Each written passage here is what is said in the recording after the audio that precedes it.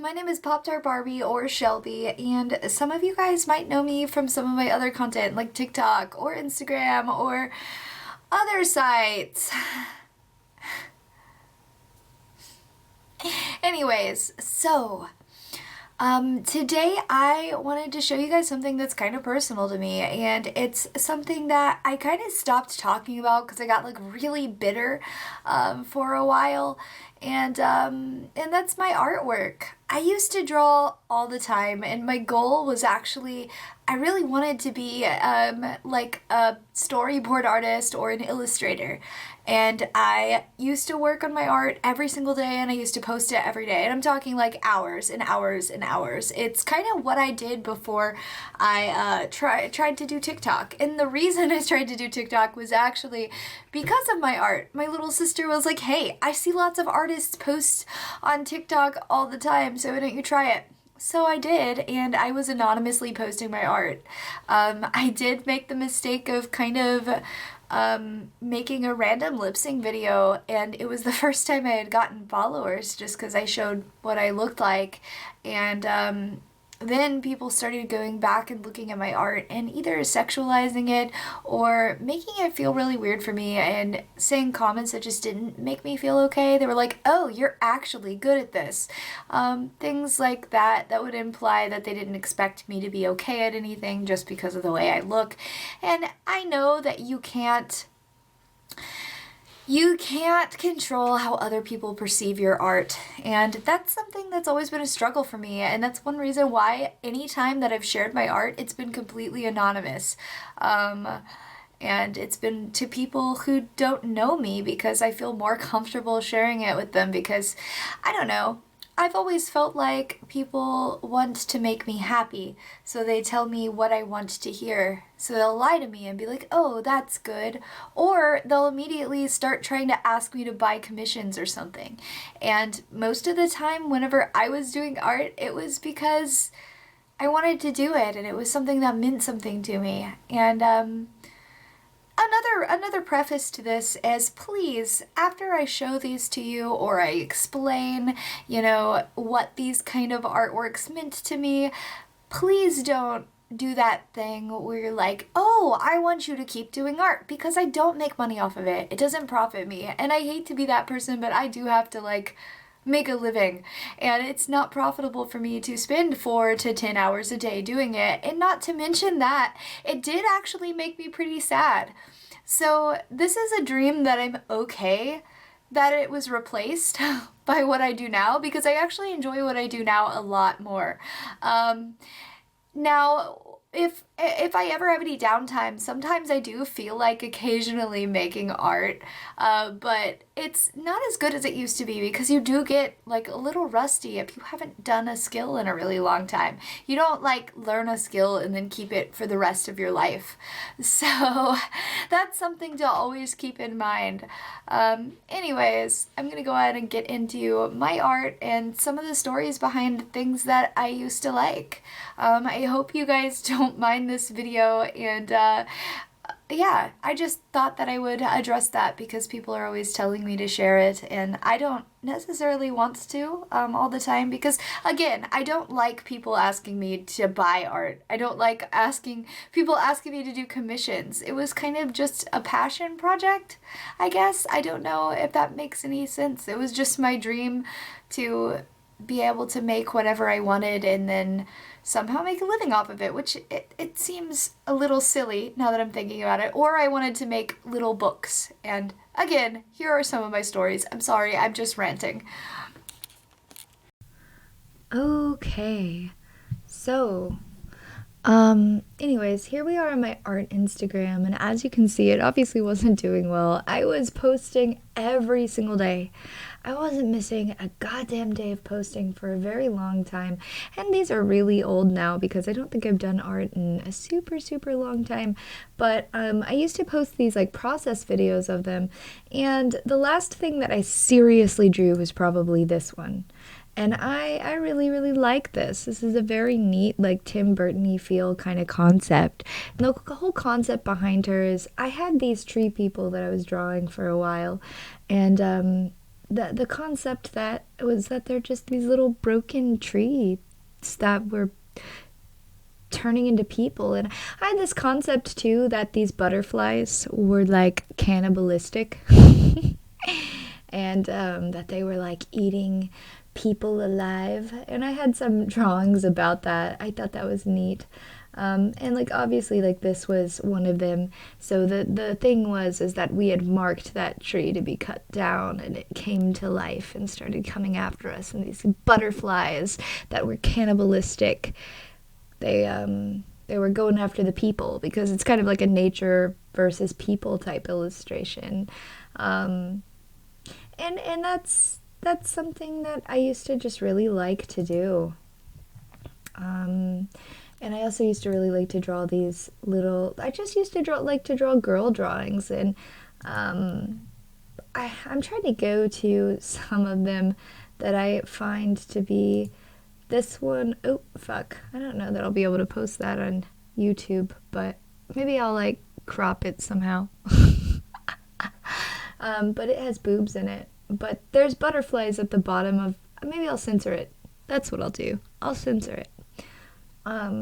But there's like red butterflies underneath there because they like ate her, you know, because they were cannibals, because that's the whole concept.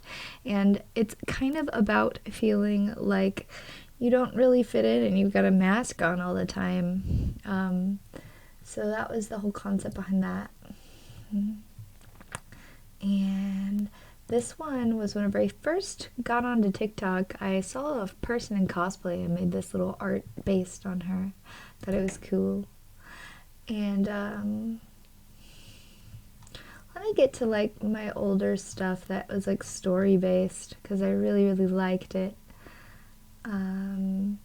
This I thought was cool. It was, I kind of think I'm in the way. I'm gonna move my face.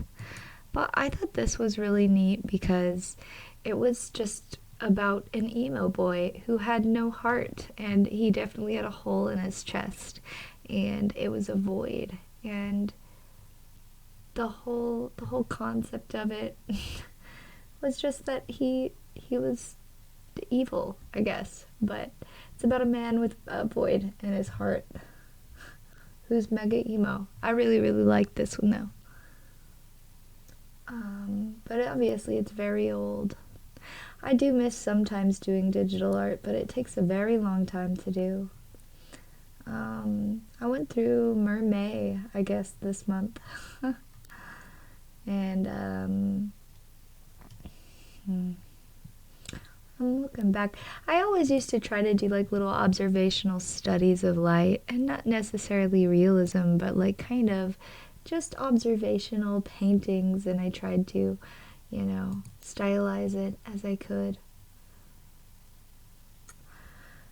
I can't post a lot of these because I'd have to censor them for sure, but just because I did have like topless things. This one's symbolic enough, I think it's okay to post. But yeah, this one is just because I like that Bring Me the Horizon song. Can you feel my heart? Boo, boo, boo, boo, doo, boo. That's what this one's based off of. I'm not gonna lie. That's exactly what it was. This one I just thought was very cute and whimsical, just little gnomes. I thought it was just really cute. Like they're just at a table. They're just magically floating things to each other like doo-doo-doo-doo. This is another one of my Tree People series, where the trees are just coming to life. And in this tree person had a bunch of fireflies living in her, and she was very evil. But in a creepy bog a long time ago, the dark side of the mystical woods, lived a sister to the gnome queen, the most opposite in every way. Bugs fed on her, decaying her body. When she wore her mask to hide what she was, her body revealed she was death, and a mist clung to her from above like a thick toxic fog. There you go. I liked it. This one, I remember making this drawing. And oh my god, I was so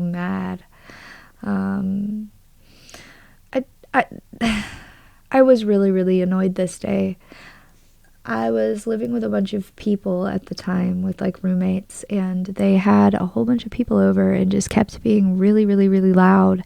And I was just trying to get my art for the day because for some reason it was super important to me that I drew one art piece every single day. And I was trying to come up with something, and I was just so angry that all I could think of was drawing like somebody that, like, obviously he's drenched in blood. It's raining from the heavens. He's waist high in it. I don't know. I think my anger really came across in there. It looks really cool.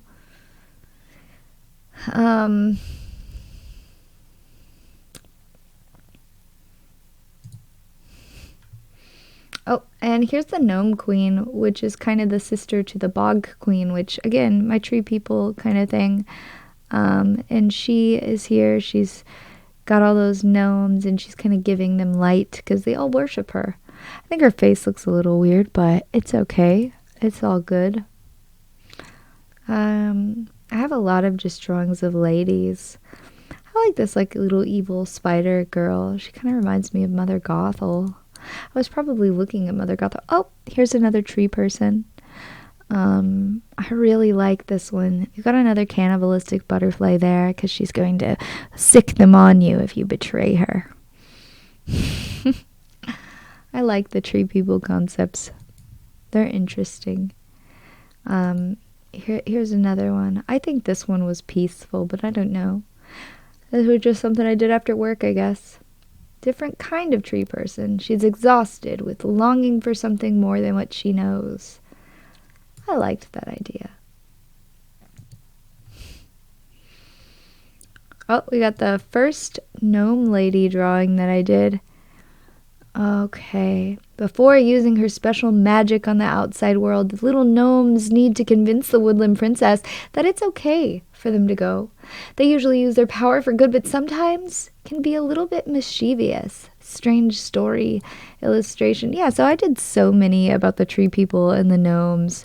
And I feel like this was like a humanoid that maybe I wanted to be inside of the little gnome thing, but I never really developed this sketch. I can see the potential in it, but it is extremely rough right here.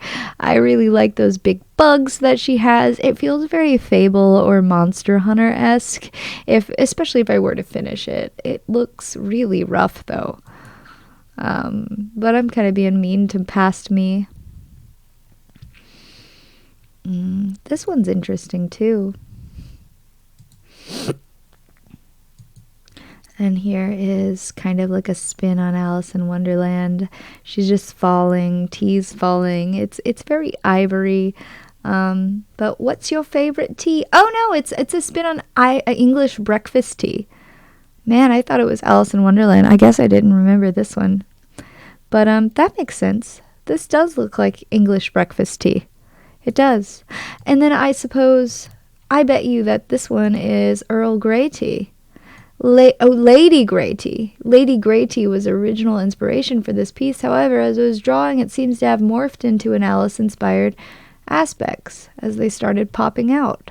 So, it seems to be a female Mad Hatter, or is she simply the original intent and a shrewd British lady? Perhaps it's a ghost, holed up in some dingy room enjoying her only happiness, a cup of Lady Grey tea with her cat. I like all of these little stories that I make behind everything, or I used to. And then here's another just like a girl drawing I usually used to do all the time.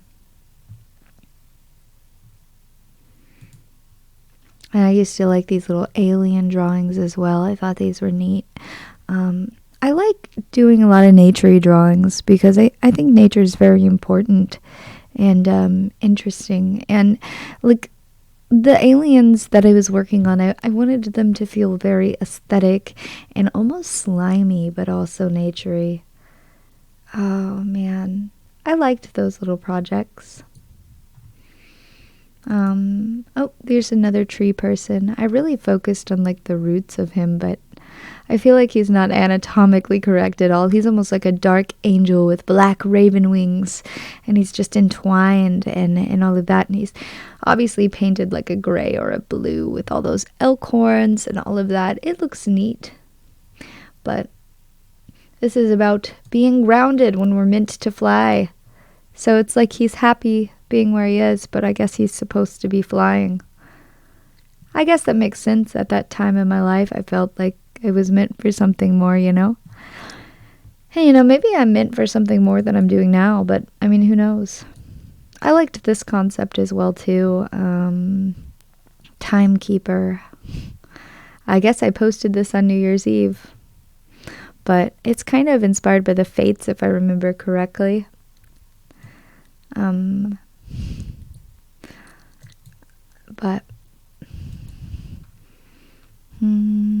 this was whenever I first got my Wacom tablet. Look how happy I was. You can see my natural hair color there. I haven't had natural hair in so long. Look how psycho I looked. Crazy. That's whenever Mandalorian first came out. I made like a little painterly Grogu. Oh, this one's what I was looking for. I used to draw Yeti and Rory all the time. And this was part of Yeti and Rory, which I know it just looks like kind of like a deer, but hear me out. This little boy, he follows a steer into the forest and he meets Yeti. And Yeti becomes his best friend. Where the hell's Yeti? Yeti's up here. He meets Yeti, right? And Yeti becomes his best friend, and they spend so much time together. Where the hell is a picture of Yeti and Rory together? Look, a good picture. I know I've got them. Here they are ice fishing, and like the whole concept. Look at that big old fish. And then here he is meeting this evil rain lady. I thought that was neat. Like a neat concept. Here's Yeti sharing with Rory his favorite toy. Where the hell is the picture that I have with Rory on top of Yeti's head? It's very cute. Here they are. I guess they shopped at Black Friday. Here you go. So they got Christmas presents and they're hauling them back. Man, I wish I could find that one though. I have so many drawings. So many weird stories. And here's little Rory meeting the Ice Queen from Narnia. I don't know why I drew that one, but I used to draw them quite frequently. Oh, here's one of my alien tree people with the cannibalistic butterflies just preying on him while he's ascending. I really liked this piece too.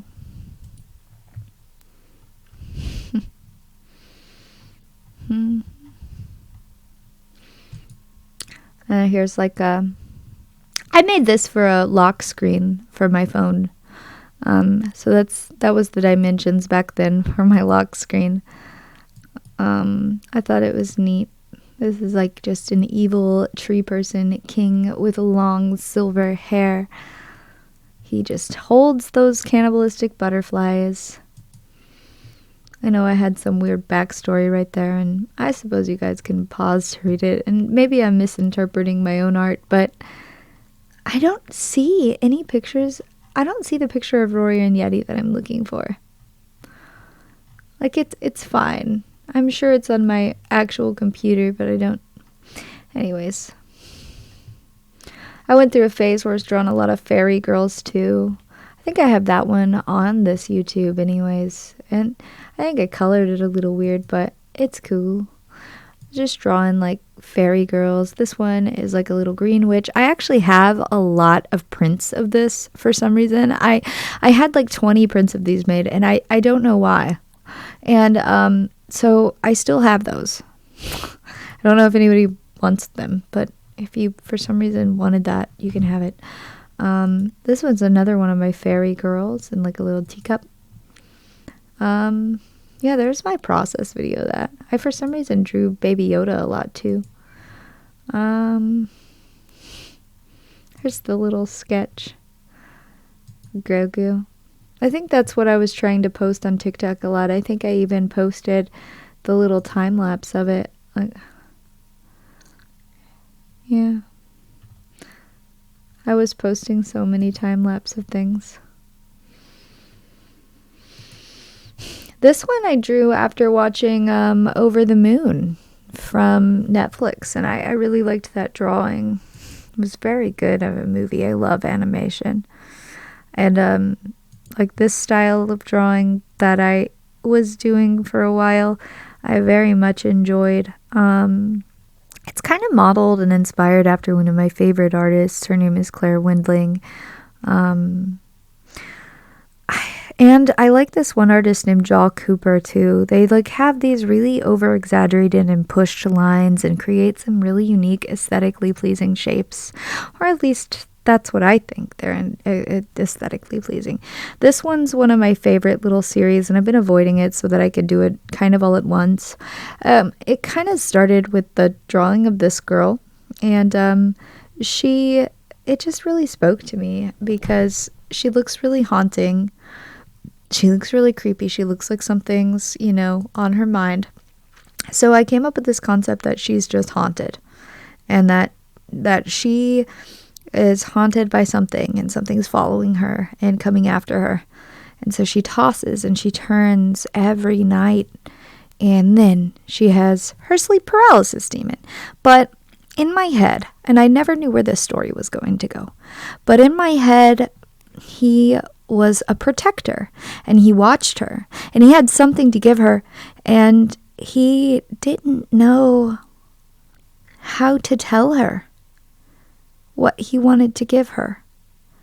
And he was coming off very creepy, but it wasn't his intentions. And she was just very frightened. And while this could have been a very malevolent spirit, it wasn't. It was a very benevolent, kind, generous spirit, and he just unintentionally scared her, and that was called it the offer, but I'm pretty sure that's not a valid name, and I don't think that would have been a good name for the series, but I drew them a lot. Aside for that, like I would just draw these little mock-ups of like little panels for a comic series or a book, and like even scary things like, he's on the ceiling whenever you least expect it. He, I don't know why I did that. Why did I do that? That's so embarrassing. But I like this one. This one would have been like the cover, because like he's like haunting her, and he loves her, and he has something to give her, and she's so scared. And in the book, or in the story that I had in my mind, I envisioned that it was, something good that was going to change her life. But it was also dangerous. So I don't know what that would have been. But it seems intriguing. The thought does.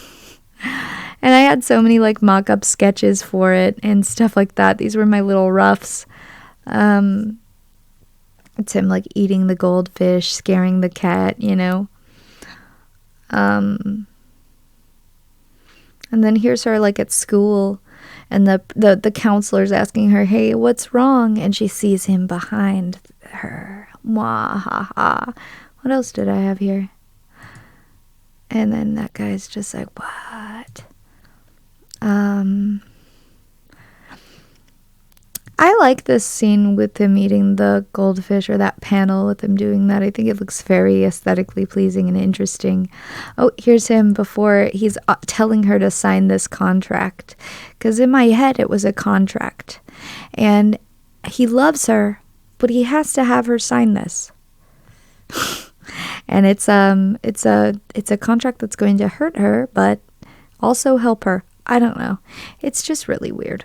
I don't know what it was going to do. I don't know if it was going to be supernatural powers. I don't know if it was going to be money. I don't know if it was going to be... I think I toyed around with the idea that he was actually really attractive and he had like another form. Like kind of like a shapeshifter situation. I don't know. But that's what I had in my head. This one I still have because I didn't do physical art a lot at that time. I just did digital. And I thought that looked neat. I actually photocopied that in a photocopier for that lay flat. You can kind of tell, too, because those roses are squished. It's interesting, I think. Anyways, there's like a lot of my art. And I also really like a lot of the more painterly things that I've done. Like just observationally. And I know a lot of people don't like that style and they like the more stylized things. This one, I kind of took a lot of inspiration from the Strangelings series, which is kind of obvious. Obviously not done as well as the Strangelings, details lacking heavily in that, and her face is kind of sideways. I don't know why I did this. I'm gonna be honest. It's not my style. And here's another one of my fairies. I don't really like this picture that much, but it's an interesting concept. Like I think it had potential. And this is one of the last things that I've drawn.